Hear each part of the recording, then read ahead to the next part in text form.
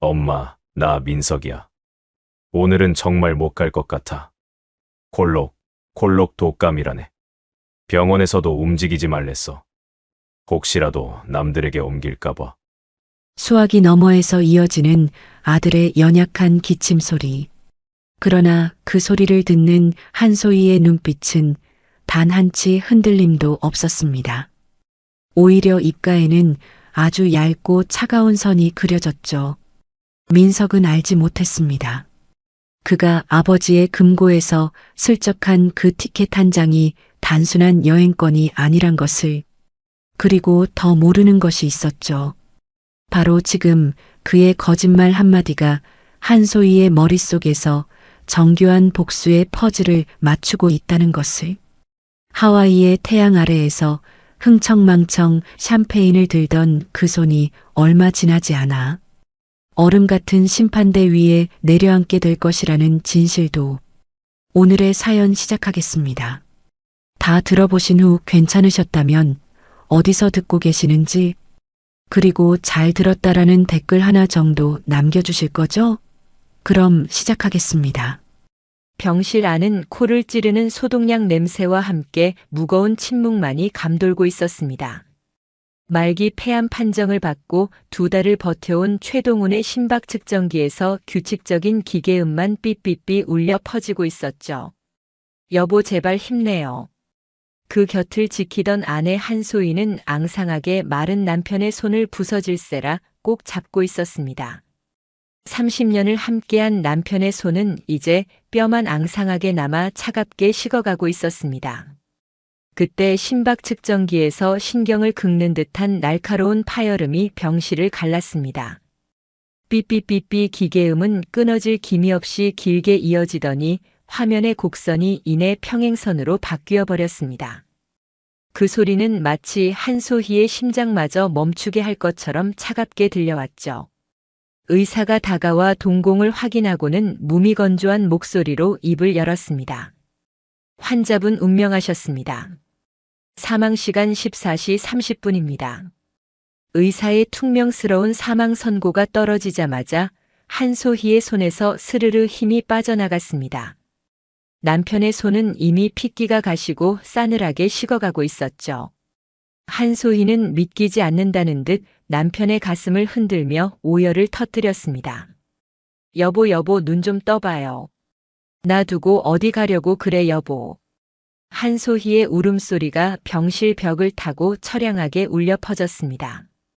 그녀는 떨리는 손을 주머니에 넣어 휴대폰을 꺼내 들었고 흐릿해진 눈으로 아들 최재혁의 단축 번호를 꾹 눌렀습니다. 왜 이렇게 전화를 안 받는 거니?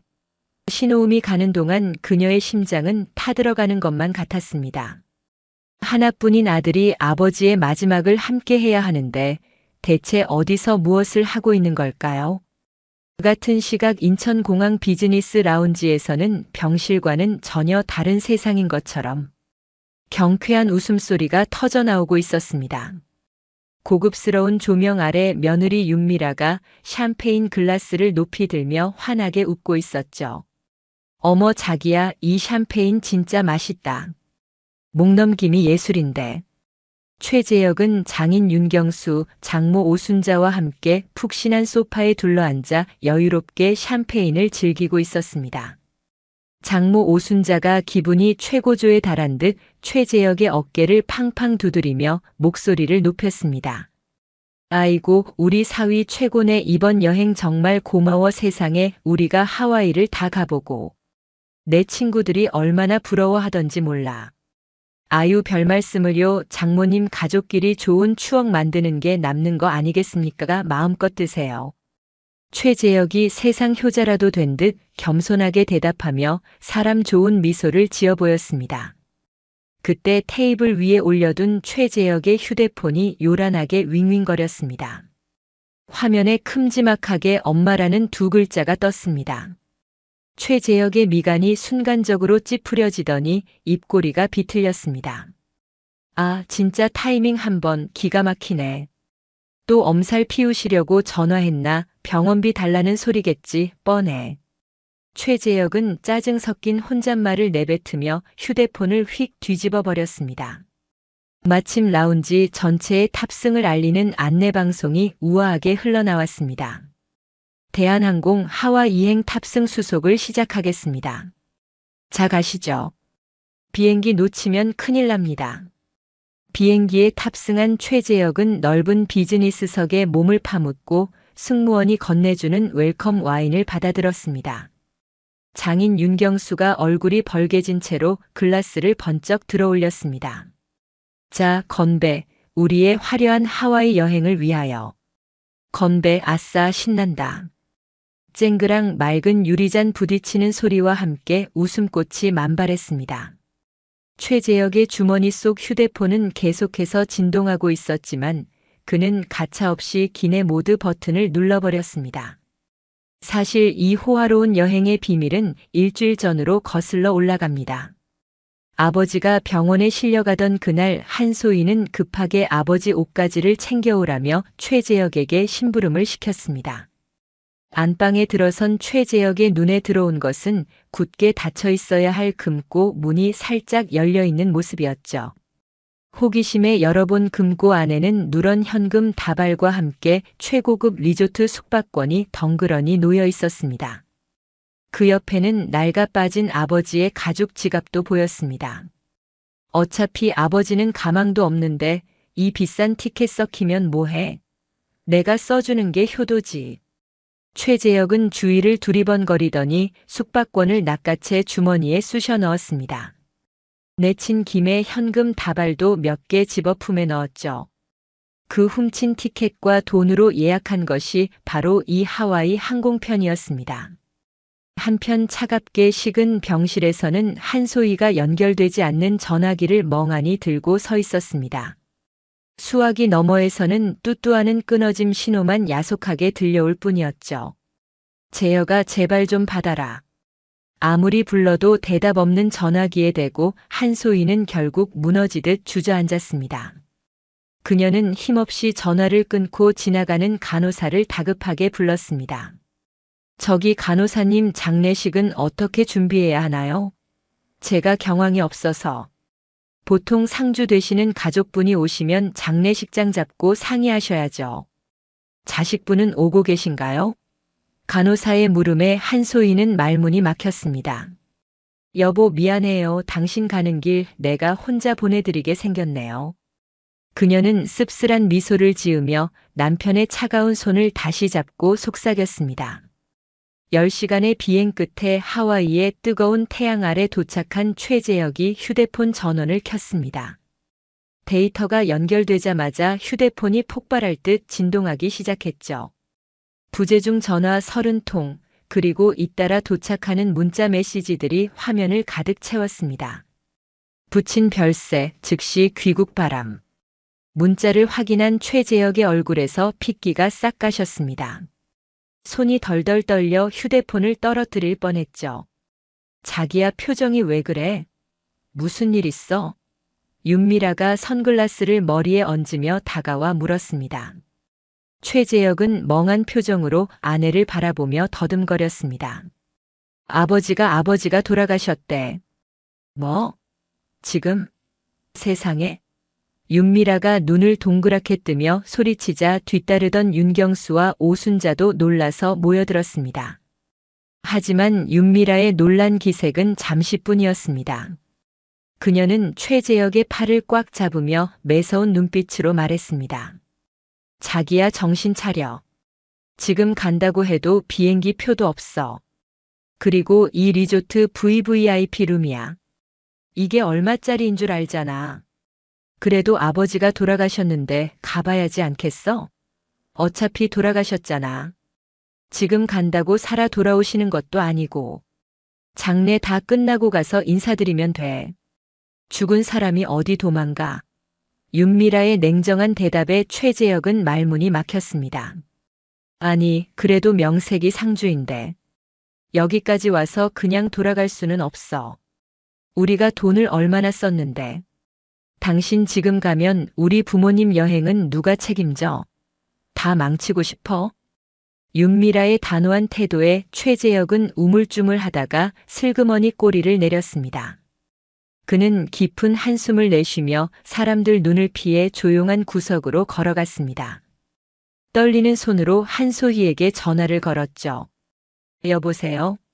수화기 너머로 들려오는 한소희의 목소리는 금방이라도 끊어질 듯 기진맥진해 있었습니다. 최재혁은 침을 꼴깍 삼키고는 연기를 시작했습니다. 엄마, 나 재혁이야. 재혁아, 너 지금 어디 있니? 아버지가 떠나셨어. 엄마 정말 미안해요. 흑. 근데 나 지금 못 갈 것 같아요. 뭐라고? 그게 무슨 소리니? 아버지가 돌아가셨는데 못 온다니. 최재혁은 목소리를 일부러 긁어 쉰 소리를 내며 헐떡거리는 신용을 했습니다. 엄마 콜록콜록. 나 지금 고열에 시달리고 오한이 너무 심해요. 병원 갔더니 콜록. 전염성 독감이래요. 또 독감? 네, 미라도 지금 똑같이 아파서 쓰러져 있어요. 의사가 절대 격리해야 한대요. 지금 가면 장례식장에 온 손님들한테 다 옮길 수도 있잖아요. 콜록콜록. 최재혁의 연기는 점점 더 절실해졌습니다. 목구멍에서 억지로 가래 끓는 소리를 내며 기침을 연거푸 해댔죠. 그럼 장례식은 어떡하니? 엄마가 좀 혼자 해주세요. 정말 미안해요. 나도 가고 싶어 미치겠는데 몸이 말을 안 들어요. 한소희의 깊은 한숨 소리가 수화기를 타고 전해져 왔습니다. 그녀는 체념한 듯 힘없는 목소리로 대답했습니다. 알겠다. 산 사람이라도 살아야지. 몸조리 잘해라. 네, 엄마. 나중에 봬요.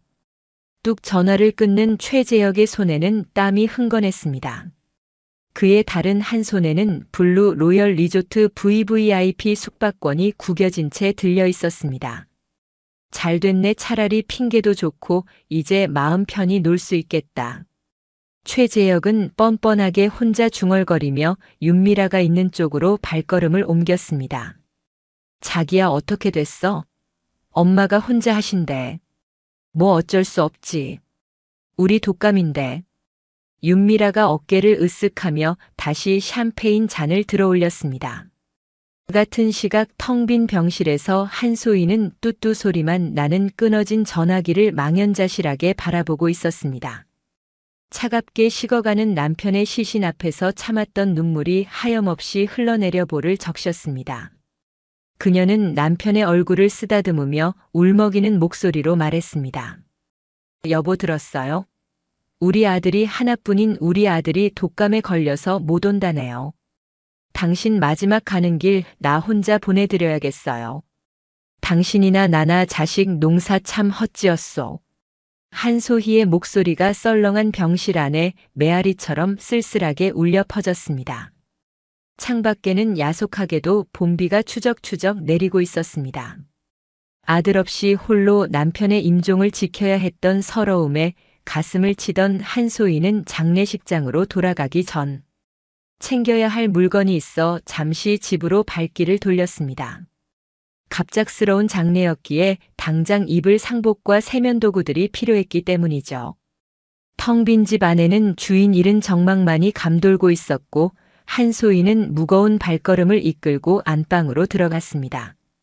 옷장을 열어 남편이 즐겨 입던 옷가지를 챙기던 한소희의 눈에 평소라면 굳게 닫혀 있어야 할 금고. 문이 삐끔이 열려 있는 것이 들어왔습니다. 한소희의 심장이 덜컥 내려앉았습니다. 이게 왜 열려 있어? 한소희는 홀린 듯 금고 앞으로 다가가 떨리는 손으로 문을 활짝 열어젖혔습니다. 아니나 다를까 금고 안은 쥐새끼 한 마리 지나간 것처럼 횡하니 비어 있었습니다. 남편이 평생 고생한 당신과 칠순 기념으로 가겠다며 애지중지 아껴두었던 그 귀한 블루 로열 리조트 VVIP 숙박권도 감쪽같이 사라져 있었죠. 순간 머릿속에서 퍼즐 조각이 맞춰지듯 섬뜩한 예감이 스치고 지나갔습니다. 설마 재혁이 내가 독감이 아니라. 한소희의 얼굴이 싸늘하게 굳어지더니 이내 배신감으로 부들부들 떨리기 시작했습니다.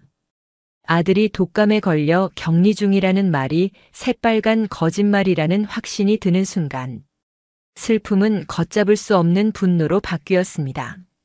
한소희는 주저없이 휴대폰을 들어 하와이 총지배인 김태수의 번호를 눌렀습니다. 신호가 가기도 전에 김 지배인이 전화를 받았습니다. 네, 사모님, 하와이 지사 김태수입니다. 비보 들었습니다. 삼가 조의를 표합니다. 김 지배인, 지금 VVIP 룸 최재혁이라는 투숙객이 있는지 확인해 주세요. 네, 현재 최재혁 외 3분이 입실하고 계십니다. 지금 VVIP 룸에 묵고 있는 최재혁 일행, 당장 끌어내세요. 네, 최재혁 고객님 말씀이십니까? 고객이 아니라 도둑이에요. 내 금고 털어서 훔친 숙박권 들고 간 범죄자들입니다. 지금 당장 짐 싸서 쫓아내요. 아, 알겠습니다. 그리고 당장 귀국하라고 전해요. 경찰에 신고하기 전에. 네, 전달하겠습니다. 한소희의 서리발 같은 명령이 태평양을 건너 하와이에 떨어졌습니다. 같은 시각 하와이 블루 로열 리조트의 프라이빗 비치. 따가운 햇살 아래 최재혁은 선베드에 누워 콧노래를 흥얼거리고 있었습니다. 캬, 아버지가 평소엔 짠돌이시더니 이런 어마어마한 티켓을 숨겨두셨을 줄이야. 이거 완전 로또 맞았네. 최재혁이 킬킬거리며 샴페인을 들이켰습니다. 옆에서 랍스터를 손으로 뜯던 윤경수가 입가에 소스를 잔뜩 묻힌 채 맞장구를 쳤습니다. 그러게 말이야, 사돈 어른이 안목이 있으셔. 덕분에 우리가 평생 못 올 이런 천국을 다 와보고. 사위, 자네가 효자야, 효자. 어머, 자기야, 나 이따가 스파도 예약해도 돼? 여기 VVIP는 다 공짜라며? 비키니. 차림의 윤미라가 선글라스를 고쳤으며 애교 섞인 목소리로 물었습니다. 그럼 마음껏 해. 어차피 티켓에 다 포함된 건데 뽕을 뽑아야지. 최재혁이 왕이라도 된 양손을 휘저는 순간이었습니다.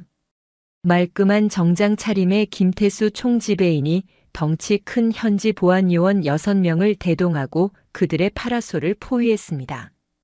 그의 표정은 평소 VIP 고객을 대할 때의 미소는 온데간데 없고 냉기만 흐르고 있었습니다.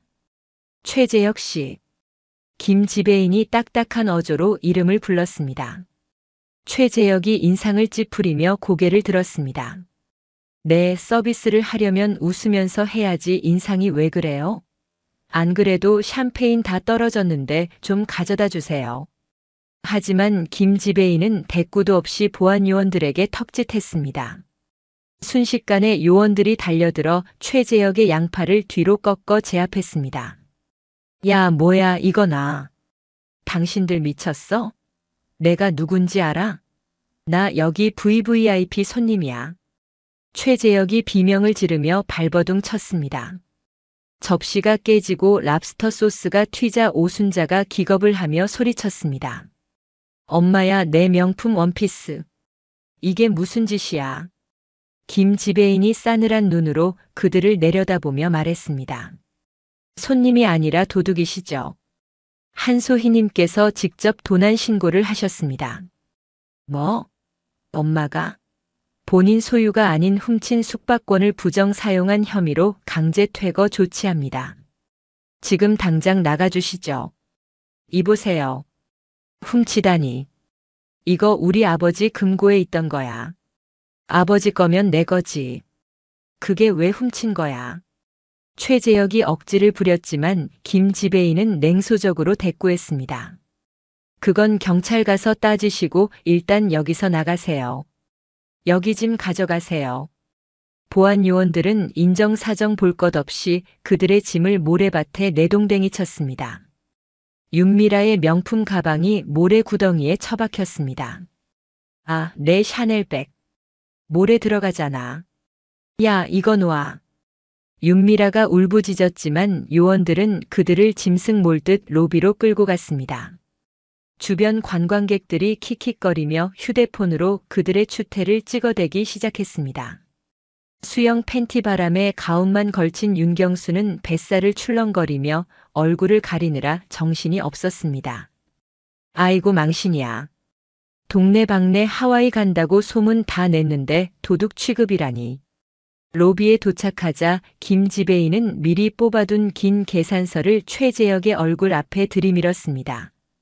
숙박권은 무효 처리되었으니 지금까지 무단으로 드신 술값, 밥값, 룸서비스 비용 전액 지불하십시오. 총 6,000달러입니다. 6,000달러. 최재혁의 눈이 튀어나올 듯 커졌습니다.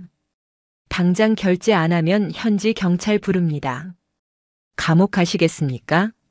아, 알았어요. 낸다고요, 젠장. 최재혁은 덜덜 떨며 카드를 꺼냈지만 한도 초과로 긁히지 않았습니다. 결국 사색이 된 얼굴로 윤미라를 쳐다봤습니다.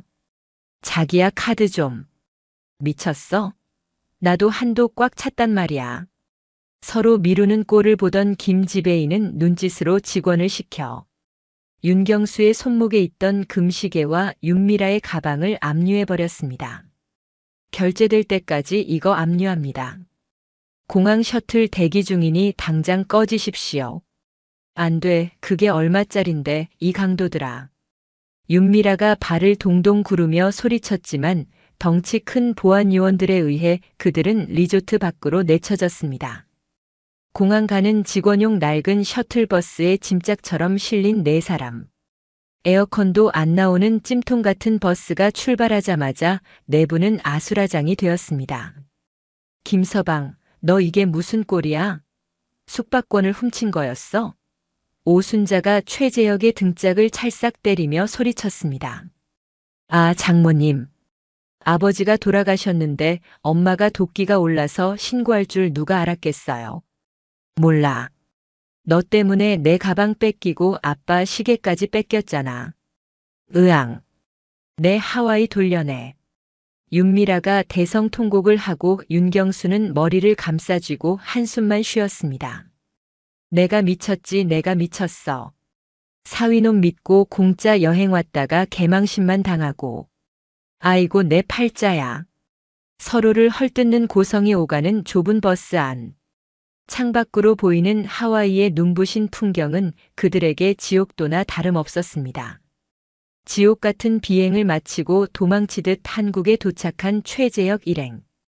무거운 침묵 속에 인천공항 입국장 자동문이 열리자마자 모습을 드러냈습니다. 최재혁은 알로하라고 적힌 촌스러운 하와이 기념품 티셔츠 위에 얇아 빠진 가디건 하나를 겨우 걸치고 있었고 반바지 아래로 드러난 다리는 한국의 찬 공기에 오들오들 떨리고 있었습니다. 옆에 선 윤미라는 급하게 주워 입은 원피스가 쭈글쭈글하게 구겨져 볼품없었고 헝클어진 머리는 미역줄기처럼 축 처져 있었습니다. 잔뜩 위축된 윤미라가 사색이 된 얼굴로 주위를 두리번거리며 최재혁의 옷자락을 잡았습니다. 자기야, 여기 경찰 없는 거 맞지? 우리 수갑 차는 거 아니지? 쉿, 목소리 낮춰. 그냥 모르는 척해. 우리 그냥 여행 갔다 온 거야. 자연스럽게 걸어, 자연스럽게. 최재혁이 사시나무 떨듯 턱을 딱딱 부딪히며 대답했지만 이미 그의 등줄기에는 식은땀이 비오듯 흐르고 있었습니다. 오순자는 넋이 나간 사람처럼 중얼거렸습니다. 아이고, 내 샤넬 가방, 내 가방 언제 돌려봤지? 거기에 영양제랑 다 들어있는데. 여보, 지금 가방 타령할 때야? 감옥 가느냐 마느냐 하는데 정신 좀 차려. 윤경수가 속이 타들어가는 듯 입술을 물어뜯으며 쏘아붙였습니다. 그들이 죄인처럼 고개를 숙이고 입국장을 막 빠져나오려던 찰나였습니다. 검은 양복을 입은 건장한 사내 3명이 마치 저승사자처럼 그들의 앞길을 가로막았습니다. 최재혁 씨 되십니까? 중년 남성이 감정이 섞이지 않은 서늘하고 정중한 목소리로 물었습니다. 네네, 그런데 누구시죠? 저 아무 짓도 안 했는데요. 최재혁이 화들짝 놀라 뒷걸음질을 쳤습니다. 다리에 힘이 쫙 빠져 휘청거리는 것을 윤경수가 겨우 부축했습니다. 남자는 품에서 명함을 꺼내 최재혁의 코앞에 들이밀었죠. 명함에는 법무법인 태산 대표 변호사 박진우라는 글자가 선명하게 박혀 있었습니다. 변호사님, 저 그냥 집에 있길래 숙박권 가져온 것뿐입니다. 박 변호사는 대답 대신 두툼한 서류 봉투를 꺼내 최재혁의 가슴팍에 안겼습니다. 최재혁 씨에 대한 특수절도 및 업무상 횡령 혐의로 고소장이 작성되었습니다. 회장님 지시로 검찰에 긴급 구속영장 신청 들어갈 예정입니다. 회장님은 누구고 고소장이요? 구속영장이요? 최재혁의 얼굴이 백지장처럼 하얗게 질려버렸습니다. 숨이 턱 막혀 말조차 제대로 나오지 않았죠. 박 변호사는 휴대폰을 꺼내들며 차갑게 으름장을 놓았습니다. 지금 당장이라도 경찰 불러서 현행범으로 수갑 채워야 할 상황입니다만 상주로서의 마지막 도리를 지킬 기회를 드리는 겁니다. 자, 잠깐만요. 변호사님 설명을 좀 해주세요. 제가 아들인데 무슨 고소예요? 최재혁이 다급하게 손을 내저으며 발버둥 쳤습니다. 바로 그때 저만치에서 검은 상복을 입은 한소희가 경호원의 부축을 받으며 휘청휘청 걸어오는 모습이 보였습니다. 며칠 밤을 새운 듯 눈꺼풀은 퉁퉁 부어 있었고 얼굴은 반쪽이 되어 헬쑥하기 그지없었습니다. 금방이라도 쓰러질 듯 위태로운 모습이었죠. 엄마. 최재혁이 울상을 지으며 달려가려 했지만 앞을 막아선 경호원의 단단한 팔에 가로막혔습니다. 엄마 저예요. 재혁이. 정말 죄송해요. 아버지 장례도 못 갔어요. 용서해 주세요. 최재혁이 길바닥에 무릎이라도 꿇을 기세로 울먹이며 소리쳤습니다. 한소희는 핏기 없는 얼굴로 아들을 차갑게 내려다보았습니다. 그러다 갑자기 한소희가 다리에 힘이 풀린 듯 공항 바닥에 철퍼덕 주저앉으며 대성통곡을 하기 시작했습니다. 으악, 아이고, 이게 무슨 날벼락이야. 내 팔자야. 한소희가 가슴을 쥐어뜯으며 목 놓아 울기 시작하자 지나가던 여행객들이 놀라서 걸음을 멈추고 웅성거리기 시작했습니다. 엄마 왜 그러세요? 어디 편찮으세요? 최재혁이 당황해서 어쩔 줄 몰라 하며 소리쳤습니다. 한소희는 바닥을 쾅쾅 치며 피를 토하듯 절규했습니다. 이놈아, 내가 여행 간 사이에 장례식장까지 사채업자들이 들이닥쳤어. 조폭들이 와서 빈소를 다 뒤집어 엎었다고. 사채업자요? 윤경수의 얼굴이 공포로 일그러졌습니다. 뒷짐 지고 있던 손이 부들부들 떨리기 시작했죠. 으악. 우리 다 죽었어. 이제 다 죽었다고. 너의 아버지가 빚만 남기고 갔어. 한소희가 몸을 사시나무처럼 떨며 통곡했습니다. 그 처절한 모습은 연기라고는 도저히 믿을 수 없을 정도로 절박하고 생생했습니다. 타이밍을 놓치지 않고 박 변호사가 심각한 표정으로 나섰습니다. 사실 돌아가신 아버님은 리조트 사업을 운영하고 계셨습니다. 최재형님께서 하와이에서 묵으신 블루 로열 리조트도 아버님이 투자하셨던 리조트고요. 그래서 VVIP 숙박권이 있으셨던 겁니다. 근데 최동훈 회장님께서 최근 무리하게 리조트 확장 사업을 벌이시다가 감당할 수 없는 500억 원의 악성 사채 빚을 남기셨습니다. 500억? 아니 자네 집이 그렇게 부자였어? 윤경수가 벼락을 맞은 사람처럼 입을 딱 벌린 채 굳어버렸습니다. 옆에 있던 윤미라가 날카로운 비명을 질렀습니다. 500억이라고 했어요? 지금 500억이라고 한 거예요? 네, 그렇습니다. 게다가 상주인 최재혁 씨가 회사 자산인 리조트 이용권을 절도하고 금고 안에 있던 현금 다발까지 훔쳐서 도주까지 하셨네요. 상속인은 최재형 님이시라 500억 변제 의무와 함께 절도죄로 구속수사를 피하기 어렵습니다. 박 변호사가 냉정하게 상황을 정리하며 확인 사살을 했습니다. 구속? 내가 감옥에 간다고요?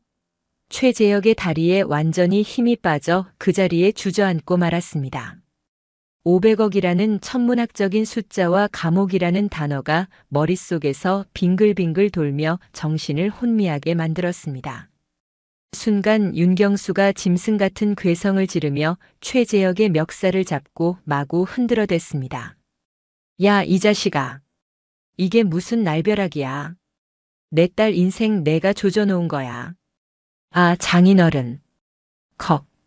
놔주세요. 숨 막혀요. 최재혁의 얼굴이 벌겋게져서 캑캑거렸습니다. 500억 빚쟁이의 남편?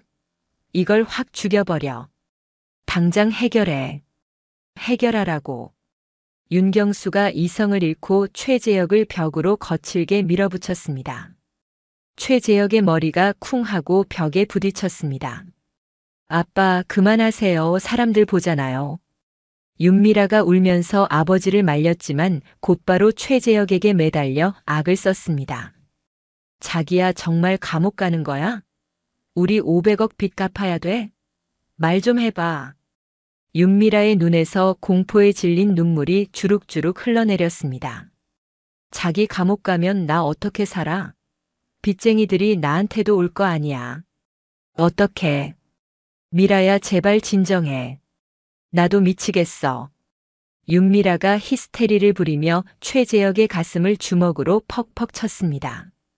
그러더니 독이 어린 눈으로 소리쳤습니다. 자기 감옥 가면 난 바로 이혼이야. 알았어? 1초도 같이 안 살 거야. 당장 도장 찍어. 윤미라가 최재혁을 벌레 보듯 밀쳐냈습니다. 장인 장모 아내. 방금 전까지 하와이에서 하하호호 거리던 가족들이 순식간에 적으로 돌변했습니다. 감옥, 이혼, 그리고 500억 빚이라는 세 개의 칼날이 최재혁의 목을 겨누고 있었죠. 최재혁은 완전히 사면초가에 몰려 벌벌 떨며 한소희 쪽으로 기어갔습니다. 엄마가 좀 도와주세요. 저 진짜 감옥 가기 싫어요. 최재혁이 한소희의 바지 가랑이를 잡고 무릎을 꿇었습니다. 한소희가 천천히 아주 힘겹게 몸을 일으켜 아들에게 다가왔습니다. 눈물로 범벅이 된 얼굴로 엎드린 아들을 내려다보았죠.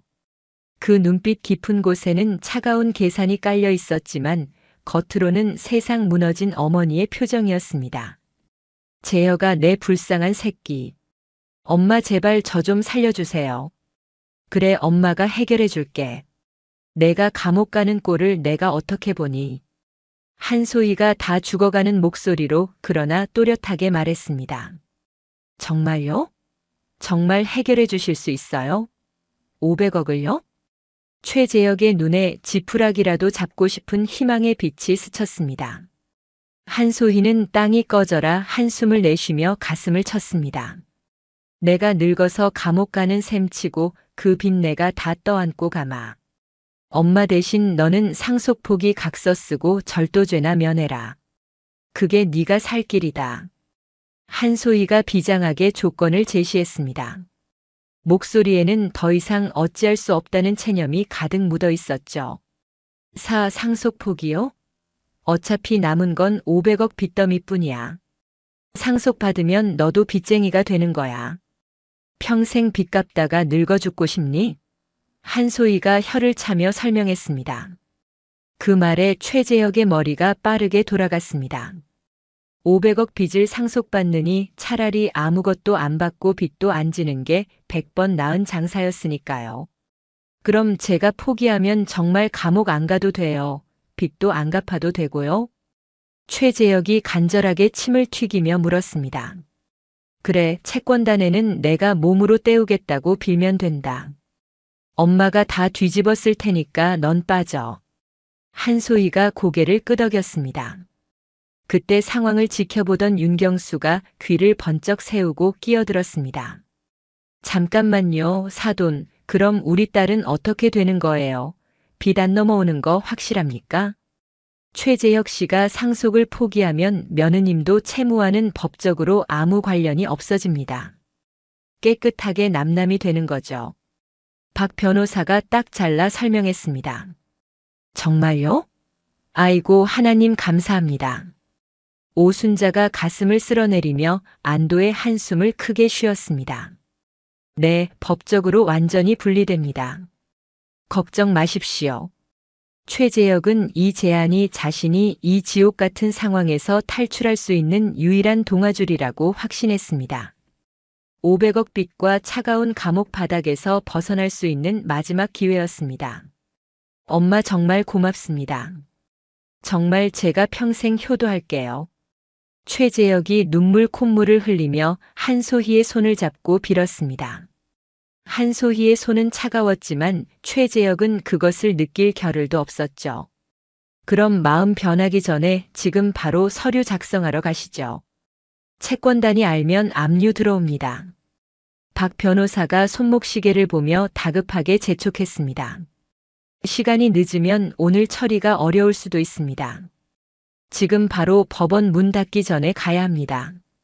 한소희가 무겁게 고개를 끄덕였습니다. 지친 표정으로 최재혁을 바라보는 그녀의 눈동자 뒤로 서늘한 승리의 미소가 스쳐 지나갔습니다. 가자, 내 아들 살리러. 박 변호사가 준비한 최고급 리무진의 문이 열렸고 그들은 서둘러 차에 올라탔습니다. 40분 후 차는 강남 테헤란로의 한복판에 우뚝 솟은 스카이타워 지하주차장으로 미끄러져 들어갔습니다.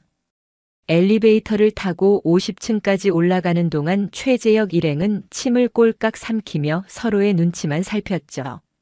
복도 끝 웅장한 양계형 문에 금박으로 새겨진 법무법인 태산 VVIP 회의실 간판이 그들을 맞이했습니다. 사무실로 들어서자 박 변호사가 익숙한 솜씨로 서류들을 하나씩 가리키며 설명을 시작했습니다. 자, 시간이 생명입니다. 첫 번째 서류는 상속재산분할 협의서입니다. 백과사전 두께만 한 서류에는 일반인은 읽기도 힘든 법률 용어들이 암호처럼 빼곡히 적혀 있었습니다. 두 번째는 상속포 기각서입니다. 최동훈 회장의 모든 유산에 대한 권리를 최재혁 씨가 영구히 포기한다는 내용이죠. 그리고 마지막 세 번째는 형사고소취하서입니다. 어머님께서 아드님의 특수절도 및 횡령 혐의를 없던 일로 해주겠다는 문서입니다. 최재혁은 고소취하라는 글자를 보자마자 눈이 번쩍 뜨였습니다. 그는 떨리는 손으로 첫 번째 서류를 집어들고 읽어보려 애썼습니다. 지금 당장 도장 안 찍으시면 30분 뒤에 검찰청 수사관들이 들이닥칩니다. 그때는 저도 못 막아드립니다. 박 변호사가 벽에 걸린 시계를 손가락으로 톡톡 치며 재촉했습니다. 시침은 이미 은행 마감 시간을 향해 달리고 있었죠. 아니, 그래도 내용을 좀 훑어봐야. 이보세요. 최재혁 씨, 지금 한가하게 독서하실 때입니까? 500억 빚쟁이들이 엘리베이터 타고 올라오고 있다고요. 박 변호사가 책상을 쾅 내려치며 으름장을 놓자 최재혁은 자라처럼 목을 움츠렸습니다. 옆에 있던 윤경수가 최재혁의 등짝을 후려 갈겼습니다. 야, 빨리 찍어. 뭘 그렇게 꾸물거려. 우리 다 죽일 셈이야? 맞아, 김서방. 500억 빚더미에 앉고 싶어? 감옥 가서 콩밥 먹고 싶냐고. 오순자도 옆에서 발을 동동 구르며 닥달했습니다. 최재혁은 울며 겨자 먹기로 협의서를 다시 쳐다봤습니다. 피상 속인 최동훈의 모든 적극 재산 및 소극 재산, 채무 500억 포함을 배우자 한소희가 단독 승계한다는 문장이 눈에 들어왔습니다. 하지만 그 앞뒤로 깔린 복잡한 조항들 때문에 정확한 뜻을 이해하기란 불가능했죠. 저기 변호사님, 이 승계라는 게 엄마가 다 가져간다는 뜻 맞죠? 최재혁이 침을 꼴깍 삼키며 확인했습니다.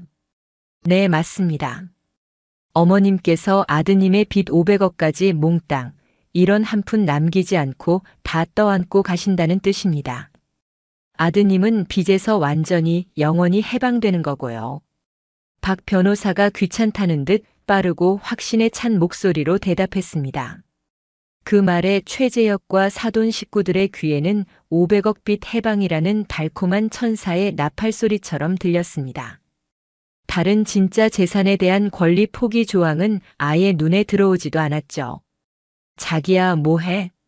빨리 도장 안 찍고. 나 500억 빚쟁이 마누라 되면 바로 혀 깨물고 죽을 거야. 윤미라가 최재혁의 팔뚝을 꼬집으며 악을 썼습니다. 그래 감옥도 안 가고 500억도 안 갚고 얼른 찍어. 오순자가 인주 뚜껑을 열어 최재혁의 코앞에 들이밀었습니다. 최재혁의 손이 심하게 떨리며 주머니에서 인감도장을 꺼냈습니다. 빨간 인주의 도장을 꾹 누른 뒤 첫 번째 서류 서명란에 힘껏 내리찍었습니다. 쾅! 선명한 붉은색 이름이 하얀 종이 위에 박혔습니다. 그것은 500억 자산을 스스로 걷어차버리는 세상에서 가장 어리석은 낙인이었죠. 자, 여기 지장도 찍으세요. 확실하게 해야 하니까. 박 변호사가 만년필 대신 인주를 다시 내밀었습니다. 최재혁은 엄지손가락에 붉은 인주를 묻혀 꾹 눌렀습니다. 손이 너무 떨려 지문이 번질 정도였습니다. 두 번째 상속포 기각서에도 세 번째 고소취하서에도 차례로 도장과 지장을 찍었습니다. 쾅쾅쾅. 총 3번의 도장질로 최재혁의 운명이 결정되었습니다. 좋습니다. 모든 법적 절차가 완벽하게 아주 깔끔하게 마무리되었습니다. 박 변호사가 기다렸다는 듯 서류들을 낚아채 칼같이 정리했습니다. 맞은편 소파에 앉아있던 한소희는 도장이 찍힌 서류들을 매의 눈으로 하나씩 확인했습니다. 속으로는 쾌재를 부르며 덩실덩실 춤이라도 추고 싶었죠. 드디어 걸려들었어. 500억짜리 빌딩도 리조트도 이제 다 내 것이다. 너는 땡전 한 푼 없는 거짓골이 되었구나. 하지만 겉으로는 여전히 나라 잃은 표정을 유지하며 깊은 한숨을 푹 내쉬었습니다. 엄마. 최재혁이 죄인의 얼굴을 하고 그러나 한결 가벼워진 목소리로 한소희를 불렀습니다. 왜? 한소희가 다 죽어가는 목소리로 툭 내뱉었습니다. 나 정말로 500억 중에 10원도 안 갚아도 되는 거죠? 나중에 딴소리하기 없기에요. 최재혁의 목소리는 비굴하기 짝이 없었습니다. 그렇다고 했잖아. 내 도장이랑 내 지장이 증거야. 이제 빚쟁이들은 나만 쫓아올 거다. 한소희가 고개를 끄덕이자 윤경수가 가슴을 쓸어내리며 안도의 한숨을 푹 쉬었습니다. 휴. 정말 천만다행입니다. 간담이 서늘했습니다. 사돈 우리 딸도 이제 안전한 거죠? 아이고 하나님 부처님 감사합니다. 오순자가 윤미라의 손을 꼭 잡고 눈물을 글썽였습니다. 어머님 정말 감사합니다. 500억 빚 어머님이 꼭 힘내셔서 잘 해결하시길 바랄게요. 저희는 능력이 없어서. 윤미라가 한소희에게 90도로 깎듯이 배꼽 인사를 했지만 그 눈빛에는 똥차 떠나서 다행이다라는 안도감이 서려 있었습니다. 됐으니까 이제 꼴도 보기 싫으니 다들 나가. 내 눈앞에서 당장 사라져. 한소희가 차갑게 말하며 고개를 돌려버렸습니다. 네 엄마 그럼 저희 먼저 갈게요. 나중에 아주 나중에 연락드릴게요. 최재혁이 쫓기듯 그러나 발걸음은 가볍게 자리에서 일어났습니다.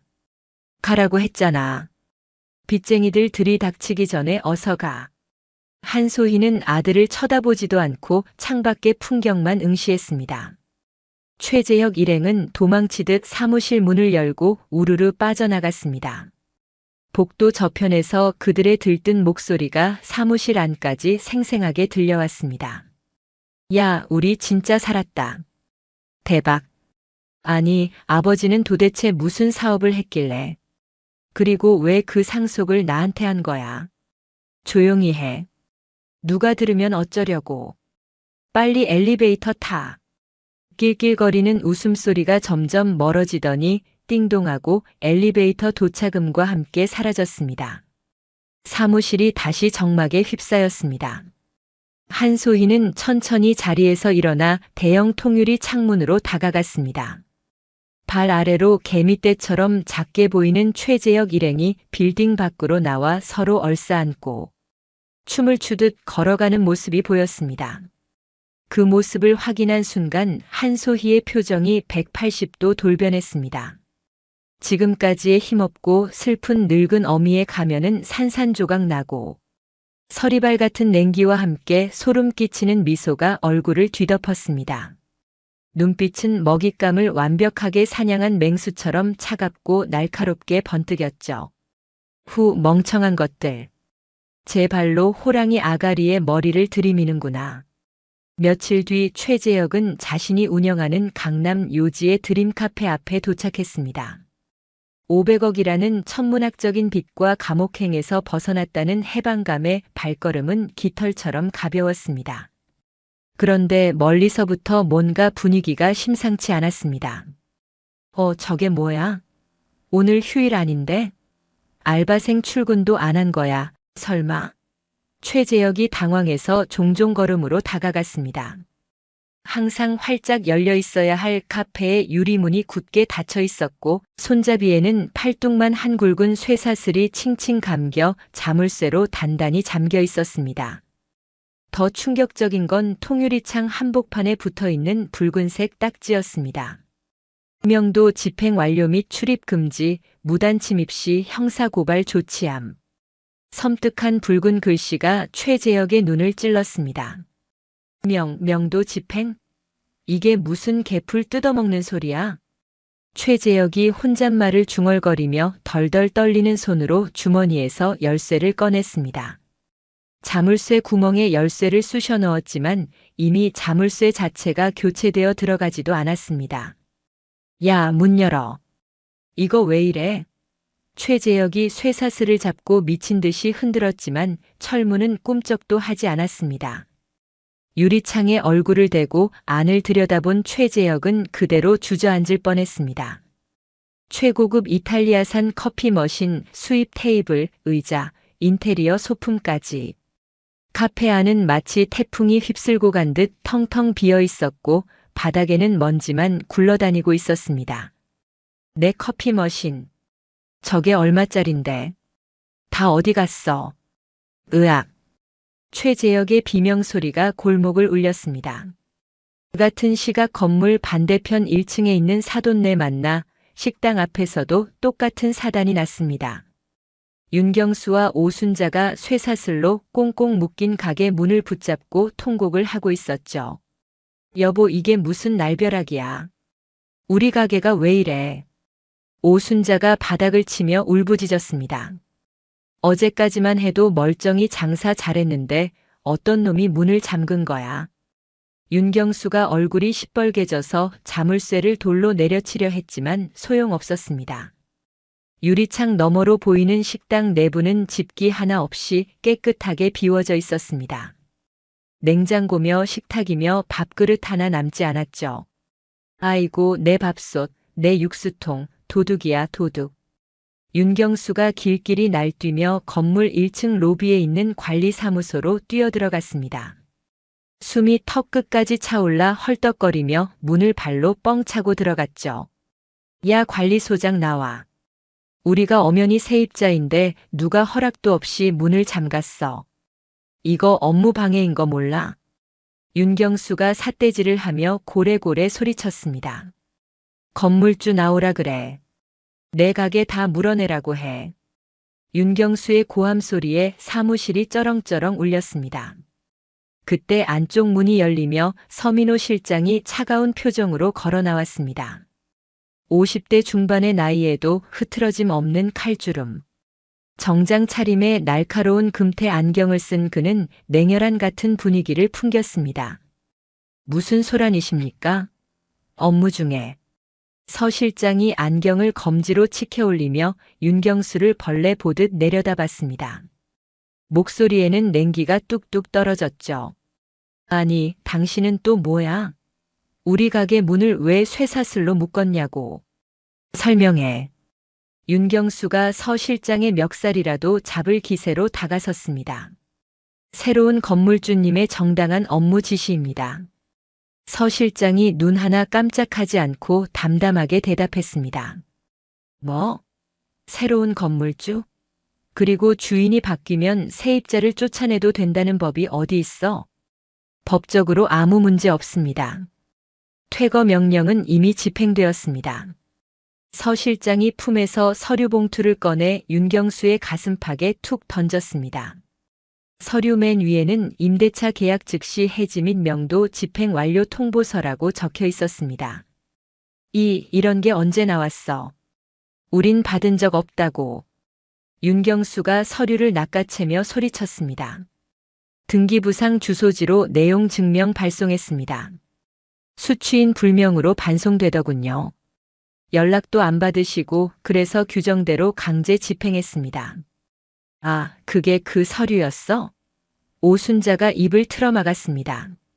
하와이에서 쫓겨나오느라 정신없던 그 시각이었던 것입니다. 그때 최재혁이 머리가 산발이 된 채 헐레벌떡 관리실로 뛰어들어왔습니다. 장인어른, 장모님 무슨 일이에요? 우리 카페도 다 털렸어요. 텅텅 비었다고요. 최재혁이 숨을 헐떡이며 울상을 지었습니다. 아, 최재혁 씨도 오셨군요. 안 그래도 찾고 있었습니다. 여기. 집기류 보관하고 있는 물류창고 주소입니다. 찾아가세요. 서 실장이 메모지 한 장을 최재혁에게 건넸습니다. 이보세요, 실장님, 왜 멀쩡한 가게를 비우냐고요? 최재혁이 억울하다는 듯 따졌습니다. 지금은 새로운 건물주께서 모든 임대차 계약을 해지하셨습니다. 아, 그리고 밀린 월세와 관리비는 보증금에서 전액 공제했습니다. 도대체 그 새로운 건물주가 누군데 그래요? 어떤 독한 놈이길래 사람을 하루아침에 길바닥에 나앉게 만드냐고. 윤경수가 핏대를 세우며 책상을 내리쳤습니다. 서 실장은 한심하다는 표정으로 서류를 뒤적거리더니 등기부등본 한 장을 꺼내 그들 앞에 펼쳐 보였습니다. 여기 있습니다. 이 건물의 새로운 소유주. 최재혁과 윤경수, 오순자의 시선이 동시에 서류의 소유자란에 꽂혔습니다. 거기에는 너무나 익숙한 이름 세 글자가 선명하게 인쇄되어 있었습니다. 소유자 한소희. 순간 사무실 안에 정적이 흘렀습니다. 최재혁의 얼굴이 핏기가 싹 가시며 시체처럼 변했습니다. 한소혜? 우리 엄마랑 이름이 똑같네. 최재혁이 믿을 수 없다는 듯 뒷걸음질을 쳤습니다. 네, 맞습니다. 어머님. 며칠 전 상속재산 분할협의 및 상속 포기를 원인으로 소유권 이전 등기가 완료되었습니다. 최재혁 씨가 직접 도장 찍어주신 덕분에 아주 수월하게 진행됐죠. 서 실장이 비웃음 섞인 어조로 확인 사살을 했습니다.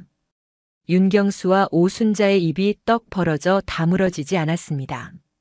아니, 그럼 그 500억 빚은 어떻게 된 거야? 윤경수가 덜덜 떨리는 손으로 서 실장의 옷소매를 잡았습니다. 500억 빚이라뇨? 이 건물들은 최동훈 회장님께서 생전에 빚 한 푼 없이 깨끗하게 관리하신 알짜배기 자산들입니다. 대출이 10원도 없는데 무슨 빚 말씀이십니까? 서 실장이 어깨를 으쓱하며 태연하게 대답했습니다. 그 한마디는 마치 핵폭탄처럼 떨어져 그들의 뇌를 강타했습니다. 뭐라고요? 빚이 없어? 최재혁의 다리에 힘이 풀려 바닥에 주저앉았습니다. 모든 것이 거짓말이었습니다. 사채업자도 500억 빚도 감옥행도 전부 한소희가 꾸민 연극이었던 것입니다. 그리고 자신들은 제 손으로 그 어마어마한 유산을 걷어차고 빈털터리가 되기를 자처한 꼴이었습니다. 어떻게든 엄마한테 연락해야 해. 이건 무효야. 최재혁이 미친 사람처럼 주머니에서 휴대폰을 꺼내 한소희의 번호를 눌렀습니다. 손이 너무 떨려 번호를 2번이나 틀렸습니다. 겨우 통화 버튼을 눌렀지만 돌아오는 건 차가운 기계음뿐이었습니다. 지금 거신 번호는 착신이 금지되어 있거나 없는 번호이오니. 최재혁이 휴대폰을 바닥에 던지며 절규했습니다.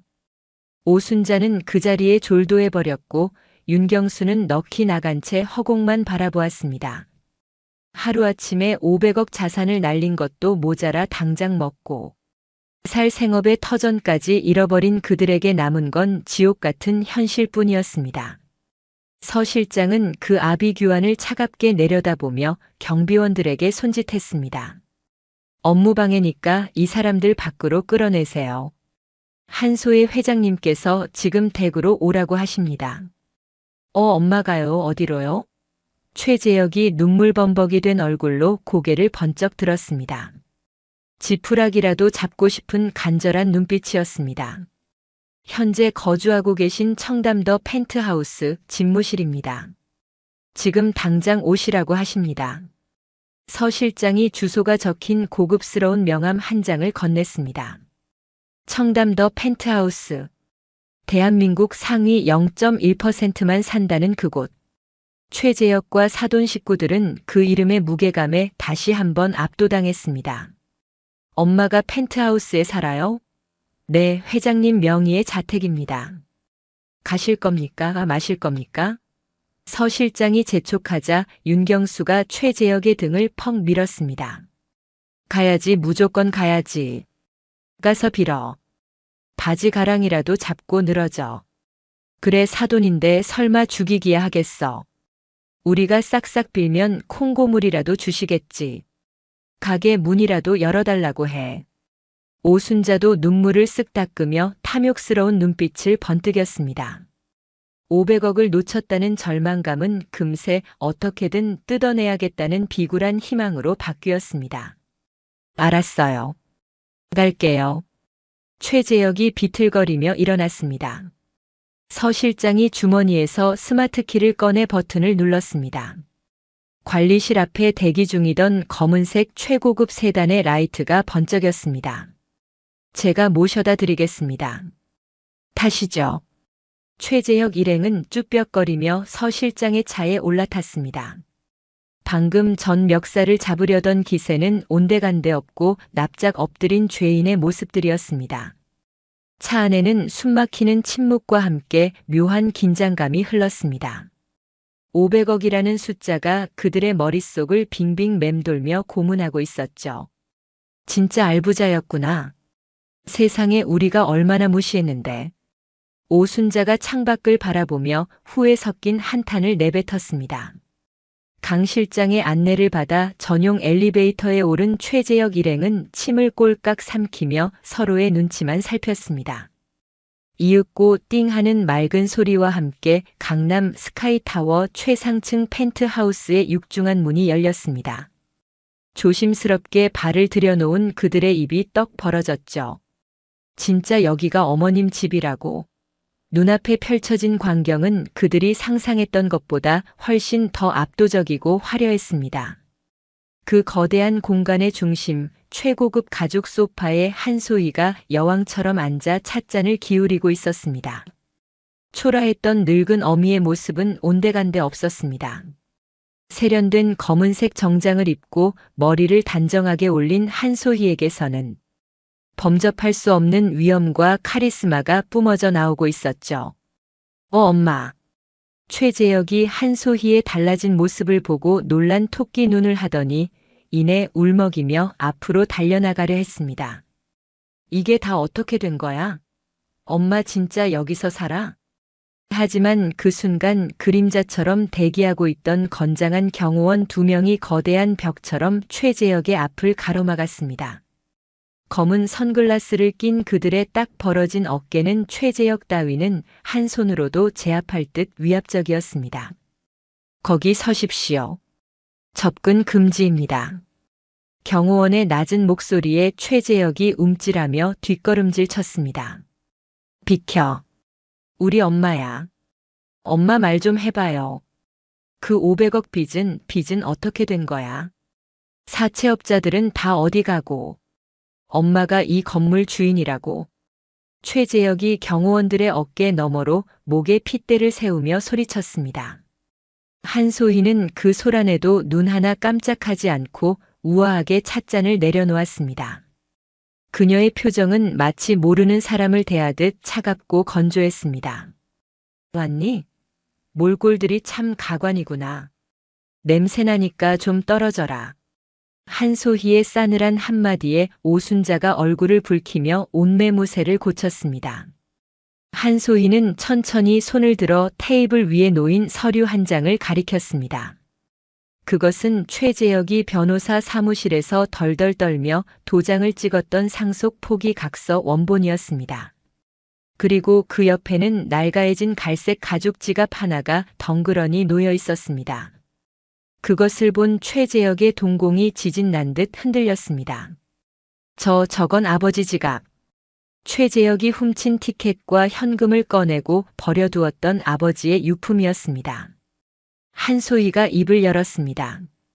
목소리에는 서리발 같은 냉기가 서려 있어 듣는 이의 오금을 저리게 했습니다. 내가 묻는 그 500억 빚이라. 한소희가 코웃음을 치며 고개를 가로저었습니다. 그런 건 애초에 존재하지도 않았단다. 너의 아버지가 어떤 사람인데 빚을 남기고 가겠니? 네. 뭐라고요? 윤경수가 귀를 의심하며 앞으로 튀어나갔습니다. 그럼 진짜 빚이 없다는 말씀입니까? 그렇죠. 아버지가 너희에게 남긴 건 빚더미가 아니라 이 강남 빌딩과 하와이 리조트, 그리고 은행에 예치된 현금 100억 원이죠. 한소희의 입에서 핵폭탄 같은 진실이 터져 나왔습니다. 순간 펜트하우스 안에는 숨막히는 정적만이 감돌았습니다.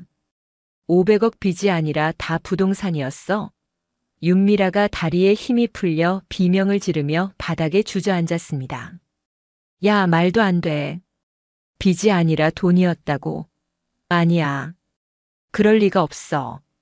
윤경수가 믿을 수 없다는 듯 뒷목을 잡고 비틀거렸습니다. 혈압이 치솟아 쓰러질 것만 같았죠. 내가 내 손으로 그것도 아주 기쁘게 도장까지 찍어가며 버린 게 바로 그 500억이야. 엄마 도대체 왜 우리한테 거짓말을 했어? 왜? 최재혁이 억울하다는 듯 바닥을 치며 울부짖었습니다. 왜 거짓말했냐고. 한소희가 최재혁의 말을 칼같이 잘랐습니다. 그녀의 눈에서 억눌러왔던 분노가 활화산처럼 터져 나왔습니다. 너희가 도둑질하다 걸려서 하와이에서 개망신당하고 쫓겨난 주제에 빚 갚기 싫다고 내 손으로 이 모든 돈을 포기했잖아. 기억 안 나니?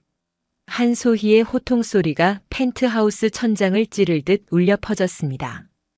내 아버지 위독하다는데 코빼기도 안 비치고 금고 털어서 숙박권이랑 돈 훔쳐서 여행을 가. 그것도 모자라 독감이라고 거짓말까지 하고. 장례식도 빠져. 최재혁이 입을 벙긋거렸지만 목이 메어 아무 말도 나오지 않았습니다. 팩트로 두들겨 맞으니 뼈가 시릴 지경이었죠. 엄마, 그건 제가 설명할 수 있어요. 변명 따위 듣기 싫다. 닥쳐. 아버지는 이 모든 재산을 너에게 주려고 하셨어. 나도 동의했고. 근데 지 아버지 마지막 가는 길을 지키지도 않는 자식한테 재산은 무슨. 한소희가 찻잔을 받침대 위에 거칠게 내려놓았습니다.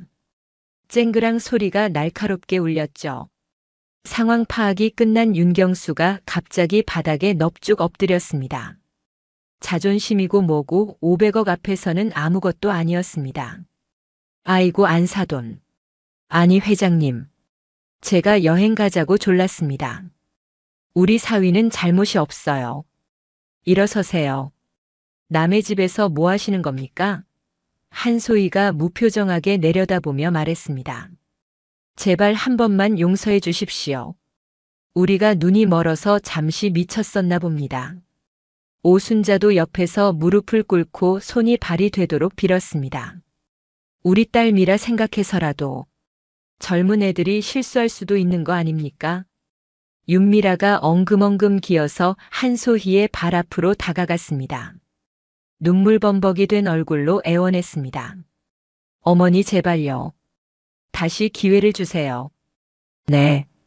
하지만 한소희는 미동도 하지 않았습니다. 오히려 벌레를 보는 듯한 눈빛으로 그들을 내려다보았습니다. 기회. 한소희가 코웃음을 쳤습니다. 지금 와서 잘못했다고. 500억이 내 돈인 걸 알고 나니까 이제야 잘못한 게 보이니. 한소희의 목소리가 더욱 차갑고 날카로워졌습니다. 기회는 이미 끝났다. 한소희는 더 이상 할 말이 없다는 듯 위험 있게 자리에서 일어났습니다. 그녀는 비굴하게 엎드려 있는 가족들을 뒤로하고 한강이 한눈에 내려다 보이는 거대한 통유리 창가로 천천히 걸어갔습니다. 석양빛을 받아 붉게 물든 강물을 바라보며 한소희는 뒤돌아보지 않은 채 얼음장처럼 차가운 목소리로 최후 통첩을 날렸죠. 너희는 이제 나와 완벽한 남이야. 한소희의 단호한 선언에 최재혁과 사돈 식구들의 어깨가 감전된 듯 움찔했습니다.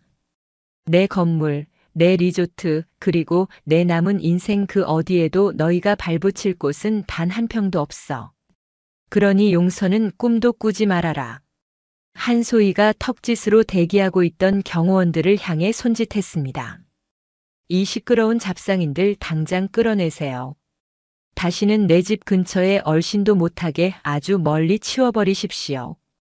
한소희의 서리발 같은 명령이 떨어지자마자 건장한 경호원 4명이 맹수처럼 달려들었습니다. 엄마, 내가 잘못했어. 한 번만 봐줘요. 최재혁이 울부짖으며 한소희의 등 뒤로 달려가려 했지만 190cm가 넘는 거구의 경호원이 최재혁의 팔을 쇠집게처럼 낚아챘습니다. 이거 나 놓으라고. 나 이 집 아들이야. 엄마. 최재혁이 발버둥 쳤지만 바위처럼 단단한 경호원은 꿈쩍도 하지 않았습니다. 어머니. 아들을 이렇게 버리는 엄마가 어딨어? 윤미라가 바닥을 기어서 한소희의 발에 매달리려 했으나 다른 경호원이 윤미라의 양팔을 뒤로 꺾어 잡아 끌었습니다. 아, 아파요. 이거 나요. 사돈 어른, 제가 다신 무시 안 할게요. 윤경수가 체면이고 뭐고 다 집어던지고 바닥을 기며 애원했습니다. 제발 한 번만요. 우리 늙은이들이 갈 데가 어디 있겠습니까? 오순자가 대리석 바닥에 엉덩이를 찌우며 신음했습니다. 그들이 정신을 차리기도 전에 펜트하우스의 육중한 양계형 문이 굳게 닫혔습니다. 철컥 삐리릭. 최첨단 자동 잠금 장치가 작동하며 외부와의 단절을 알리는 소리가 매정하게 들렸습니다. 복도에 쓰레기처럼 버려진 그들은 잠시 멍하니 닫힌 문을 바라보다가 이내 서로를 잡아먹을 듯 노려보며 원망을 쏟아내기 시작했습니다. 야, 이 멍청한 놈아. 이게 다 너 때문이야. 윤경수가 벌떡 일어나 핏발 선 눈으로 최재혁의 멱살을 잡고 흔들었습니다. 장인어른 이거 놓으세요. 왜 제 탓입니까? 내가 500억 빚이라고 징징댔잖아. 내가 상속 포기만 안 했어도 내 노후가 이렇게 비참해지진 않았어. 윤경수가 옆에서 바람 잡으셨잖아요. 빨리 찍으라고 등 떠민 게 누군데 그래요. 최재혁이 억울하다는 듯 윤경수를 거칠게 밀어냈습니다. 힘없이 밀려난 윤경수가 벽에 부딪히며 주저앉았습니다. 우리가 언제 그랬어? 이 도둑놈의 집구석이. 오순자가 악을 쓰며 소리쳤습니다. 뭐라고요? 도둑놈. 그러는 장모님은 훔친 돈으로 하와이 가서 좋다고 춤추셨잖아요. 이게 어디서 말대꾸야? 너 때문에 내 샤넬 가방도 뺏기고. 이게 무슨 꼴이야? 분명히 엄마가 빨리 도장 찍으라고 재촉했잖아요. 엄마 때문에 나 500억 사모님 소리도 못 듣게 됐어. 윤미라가 날카로운 목소리로 오순자에게 대들었습니다. 오순자는 기가 막히다는 듯 윤미라의 머리채를 확 휘어잡았습니다. 인연이 미쳤나? 네 남편이 도둑질했는데 왜 나한테 지랄이야? 아, 이거 놓아. 엄마면 다야? 나도 이제 거지 됐다고. 윤미라가 비명을 지르며 오순자의 머리카락을 맞잡았습니다. 복도 한복판에서 모녀가 서로 머리채를 잡고 뒹구는 추태가 벌어졌습니다. 최재혁은 싸우는 그들을 뒤로하고 펜트하우스 문으로 달려가 미친 듯이 두드렸습니다. 엄마, 문 좀 열어줘요. 잘못했어요. 쿵쿵쿵, 쿵쿵쿵. 주먹으로 문을 내려치는 소리가 복도에 처량하게 울려 퍼졌습니다. 엄마, 나 재혁이야. 하나뿐인 아들이잖아. 제발 한 번만 기회를 줘요. 시키는 대로 다 할게요. 500억 없어도 되니까 엄마 아들로만 살게 해줘요. 엄마. 하지만 굳게 닫힌 문 안에서는 아무런 대답도 들려오지 않았습니다. 그 침묵이 최재혁을 더 미치게 만들었죠. 엄마. 제발. 최재혁이 목이 터져라 소리치며 문 앞에 주저앉아 오열했습니다. 그때 복도 끝 엘리베이터가 열리며 정복을 입은 건물 보안 요원들이 나타났습니다. 당신들 여기서 뭐 하십니까? 입주민 신고 들어왔습니다. 보안팀장이 험상궂은 표정으로 그들에게 다가왔습니다. 즉시 나가십시오. 더 이상 소란 피우시면 경찰에 신고합니다. 아니에요. 제가 이 집 아들이라고요. 최재혁이 눈물범벅이 된 얼굴로 항변했습니다. 가족이면 안에서 문을 열어줬겠죠. 왜 쫓겨나서 이러고 계십니까? 보안 요원이 냉정하게 팩트를 찔렀습니다. 오늘 경찰서 유치장에서 주무시고 싶으십니까? 경찰이라는 말에 머리채를 잡고 싸우던 윤미라와 오순자가 화들짝 놀라 떨어졌습니다. 이미 죄를 지은 그들에게 경찰은 저승사자보다 무서운 존재였으니까요. 결국 그들은 보안 요원들에게 떠밀려 억지로 엘리베이터에 몸을 실어야 했습니다.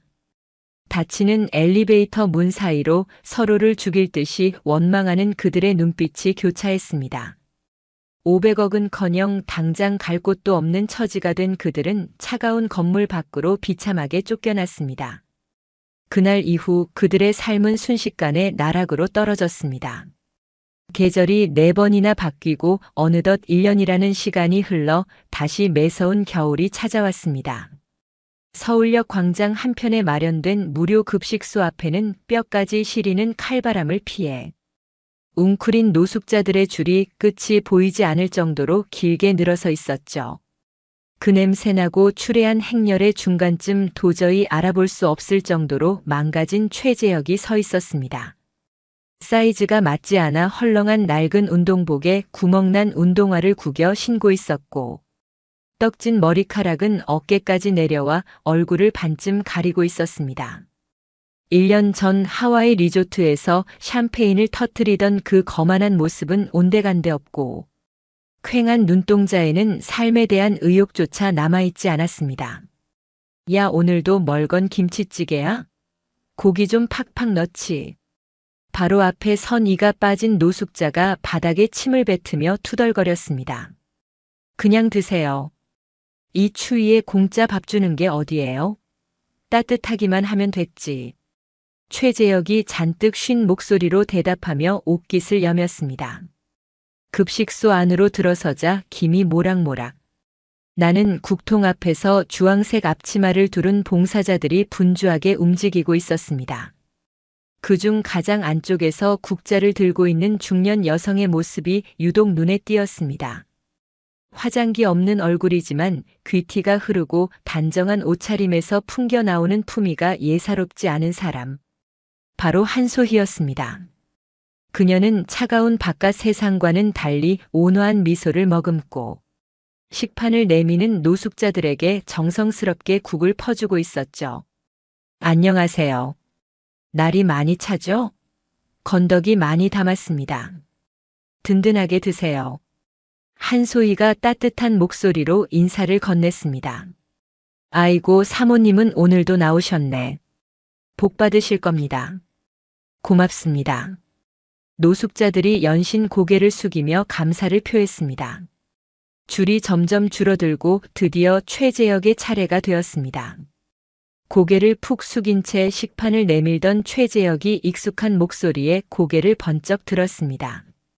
그 순간 국을 퍼담던 한소희의 국자가 허공에서 딱 멈췄습니다. 최재혁의 동공이 지진이라도 난 듯 흔들렸고 숨이 턱 막혀왔습니다. 엄마.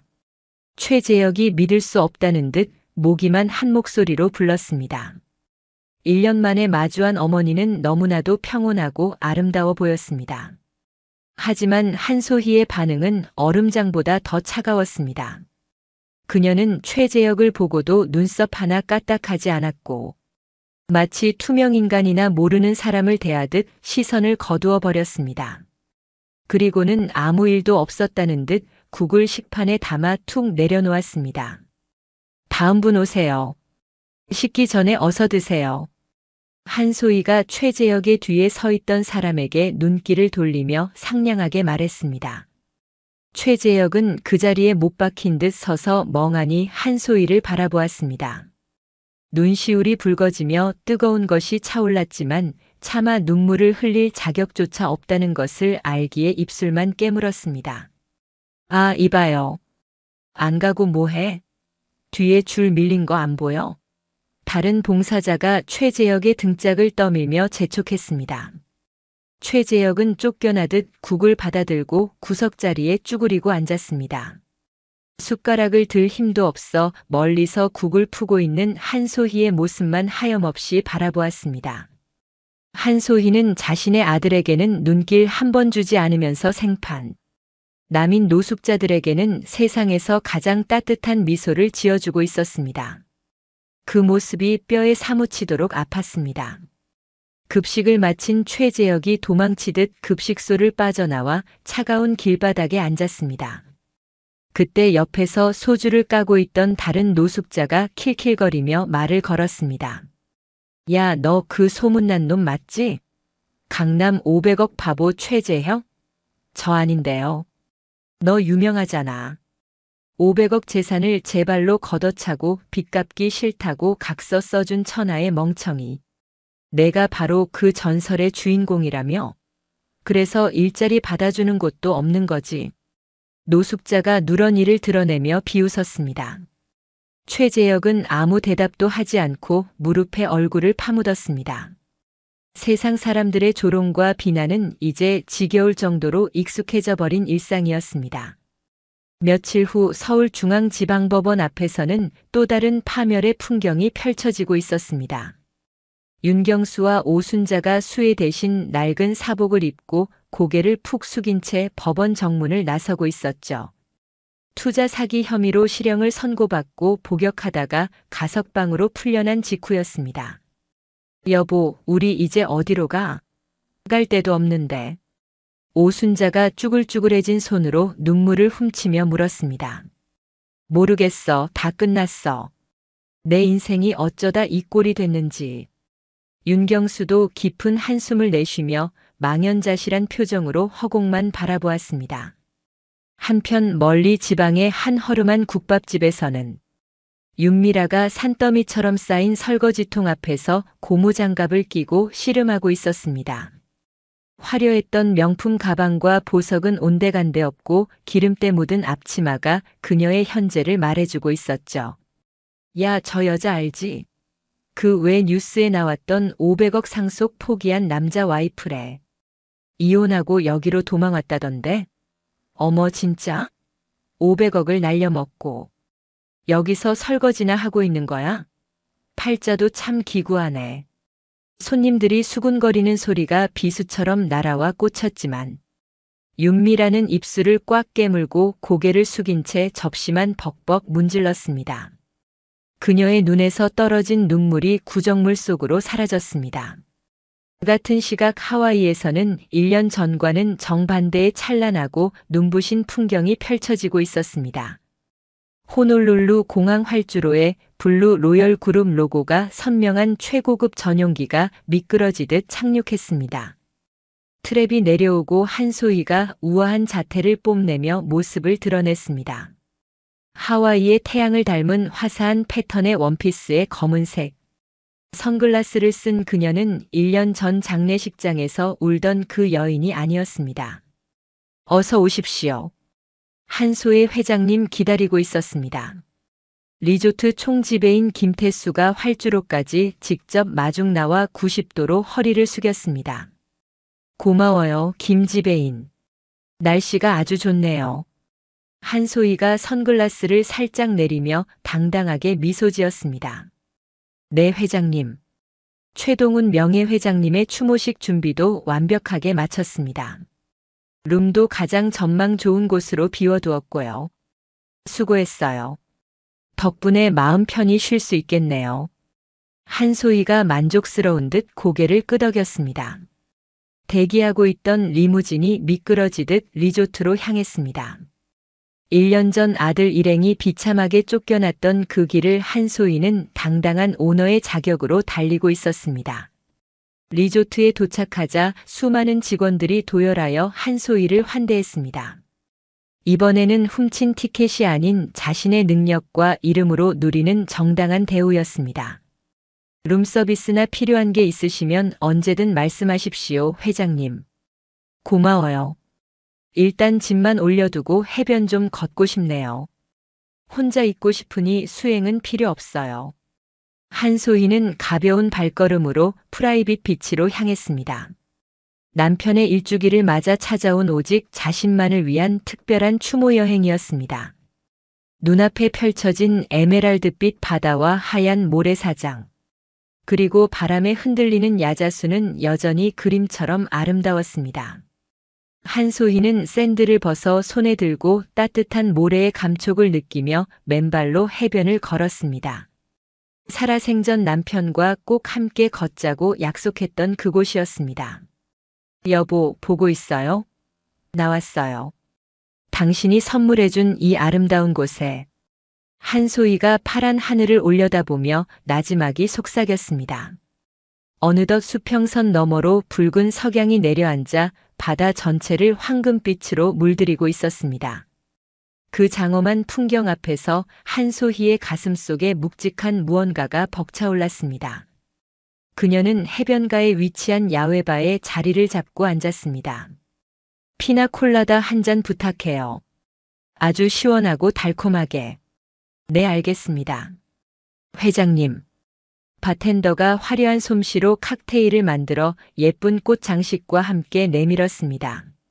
한소희는 차가운 칵테일 잔을 들어 올리며 붉게 타오르는 노을을 향해 건배를 제의했습니다. 그녀의 입가에 그 어느 때보다 여유롭고 평화로운 미소가 번졌습니다. 이제야 진짜 내 인생이 시작되는구나. 당신도 거기서 축하해줘요. 한소희가 환하게 웃으며 칵테일을 한 모금 마셨습니다. 40년이라는 긴 세월 동안 누군가의 아내, 누군가의 어머니로만 살며 억눌러왔던 서름이 파도 소리와 함께 씻겨 내려갔습니다. 한소희는 가방에서 최동훈의 작은 영정 사진을 꺼내 들었습니다. 사진 속 남편은 세상 근심 없는 표정으로 온화하게 미소 짓고 있었죠. 여보. 한소희의 목소리가 미세하게 떨렸습니다. 그녀는 사진 속 남편의 얼굴을 주름진 손으로 천천히 어루만졌습니다. 30년 묵은 체증이 내려가는 듯한 시원함과 남편에 대한 그리움이 섞인 뜨거운 눈물이 볼을 타고 흘러내렸습니다. 그놈이 당신한테 한 짓, 당신이 피땀 흘려번 돈 우습게 한 짓, 내가 다 갚아줬어요. 이제 속이 좀 시원해요? 한소희는 울면서도 입가에는 평온한 미소를 지었습니다. 창밖으로는 유유히 흐르는 바다 물결 위로 붉은 석양이 장엄하게 내려앉고 있었죠. 그 붉은 빛이 한소희의 얼굴을 따스하게 감싸 안았습니다. 이제 편히 쉬세요, 여보. 나도 이제 좀 쉴게요. 한소희가 사진 속 남편의 이마에 입맞춤을 했습니다. 30년 동안 가족을 위해 헌신했지만 돌아온 것은 배신뿐이었던 지난날의 분노와 서러움이 저 붉은 노을 속으로 흔적도 없이 사라지는 것만 같았습니다. 한소희는 비로소 진정한 자유와 평화를 찾았습니다. 고마워요, 여보. 그리고 미안해요. 한소희의 마지막 속삭임이 텅 빈 해변에 낮게 깔렸습니다. 그녀는 다시 칵테일 잔을 들어 올리며 석양을 향해 건배했습니다. 이번에는 남편을 위한 추모가 아니라 자신을 위한 축배였습니다. 푸른 하와이의 바다를 배경으로 혼자만의 시간을 즐기는 한소희의 모습은 그 누구보다 당당하고 눈부시게 아름다웠습니다. 더 이상 희생하는 어머니 한소희는 없었습니다. 오직 자신의 삶을 주체적으로 살아가는 500억 자산가이자 자유인 한소희만이 그곳에 존재했습니다. 잔잔하게 밀려오는 파도 소리가 그녀의 새로운 인생을 축복하듯 부드럽게 속삭였습니다. 한소희는 천천히 자리에서 일어나 모래사장을 따라 걸었습니다. 석양빛에 물든 그녀의 뒷모습은 마치 한 편의 영화처럼 아름다웠습니다. 이제 그녀 앞에는 무한한 가능성이 펼쳐져 있었습니다. 아들의 배신으로 시작된 이 여정은 결국 한소의 자신을 찾는 여행이었습니다. 그녀는 더 이상 누군가의 그늘 아래 숨지 않았습니다. 당당하게 자신의 이름으로 세상을 살아갈 준비가 되어 있었습니다. 해가 완전히 지고 하와이의 밤하늘에 별들이 하나둘 떠오르기 시작했습니다. 한소희는 별이 가득한 하늘을 올려다보며 깊은 숨을 들이마셨습니다. 여보, 나 이제 행복할게요. 우리가 함께 못한 모든 것들을 이제 나 혼자서라도 다 누리고 살게요. 당신이 남겨준 이 아름다운 선물로. 한소희의 목소리는 확신에 차 있었습니다. 그녀는 다시 리조트로 발걸음을 옮겼습니다. 내일은 스파를 예약하고 모레는 요트 투어를 할 계획이었습니다. 그 모든 것을 남편이 아닌 자신을 위해 즐길 것입니다. 리조트로 돌아온 한소희는 테라스에 서서 별이 쏟아지는 하와이의 밤하늘을 바라보았습니다. 저 멀리 서울에서는 자신이 내쫓은 가족들이 각자의 지옥을 살고 있겠죠. 하지만 그것은 그들이 스스로 선택한 결과였습니다. 한소희는 더 이상 그들을 위해 한 방울의 눈물도 흘리지 않을 것입니다. 그녀의 새로운 인생은 이제 막 시작되었으니까요. 밤 공기를 가르며 불어오는 시원한 바람이 한소희의 머리카락을 부드럽게 흔들었습니다. 그녀는 눈을 감고 그 순간을 온전히 느꼈습니다. 자유의 달콤함, 복수의 통쾌함, 그리고 새로운 시작의 설렘이 그녀의 온몸을 감싸 안았습니다. 한소희는 입가에 미소를 띠며 테라스를 떠나 침실로 들어갔습니다. 내일은 또 다른 아름다운 하루가 기다리고 있었습니다. 이제 모든 날들이 오직 그녀만을 위한 시간이 될 것입니다. 한소희의 복수극은 완벽한 대단원의 막을 내렸습니다. 그리고 한소희의 진짜 인생이 화려하게 막을 올렸습니다. 오늘의 사연은 여기까지입니다. 혹시 끝까지 들어주신 분이 계시다면 구독과 좋아요, 그리고 댓글로 잘 들었어요 라는 한마디면 제게 큰 힘이 됩니다. 감사합니다.